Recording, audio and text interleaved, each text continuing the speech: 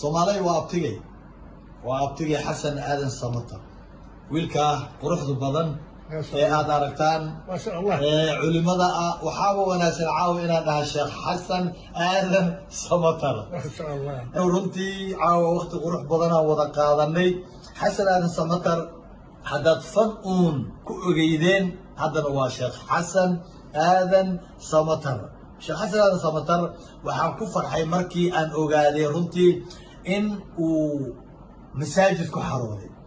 oo uu maanta masaajidka aan looga horreynin salaadihii aan looga horreynin markaas waad aragtaan calaamatul matar fi saxaab bay carabta tiraahdaa roob inuu imanayo daruuraha laga gartaa laba jeerna wuu dhameeyey qur-aanka kariimka ah u soo duceeya runtii mar kale haddana qur-aanka inuu sidoo kale uu dhameeyo cimri uu qur-aanka marka uu ku dhameeyo inuu ilaahay siiyo wadada saxda ah ee wanaagsan ee uu maanta cagta saarayna inuu ilaahay ku dilo annaga oo dhan kitaabkaas qur-aanka waa dastuurkeeniye in uu noqdo kii jannada loo hogaamiyo وإن شاء الله تعالى ودلالينا in sha allah tacaala فن وحوها بكل وصابر وحوها aad وش الدنيا الله لا يعفي وش المرتد صابعي أفعال وأنفعنا ورسيد ولسيد آد مرك هذا وقت ما ينادى وقت الوالسيد ما شاء الله وقت وسيس علي آد وانا هذه الدعاء هذه إله هو أكبر هذه هذا وباصلتاي جزاك الله خير شيخنا هذا وباصلتاي بوصلها نوتني جمهورية جيبوتي مدحدي كل سنتين الشعب كله جيبوتي برنامج كاي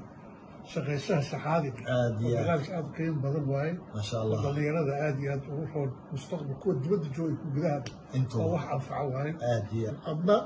safarkaaga khayr baan ku rajaynaynaa بإذن الله تعالى reerkaaga nabada u tegi doontaa insha إن شاء allah الله تعالى jabuuti nagu soo noqo jabuuti waad aragtay جيبوتي وأي فرنتها nagu soo noqo welcome to jabuuti markaan ku soo noqo insha allah qalbiyada la itushay soo dhaweentana waa wax soo celcelin doona mar walba ilaahay khayr baa idin rajeynaa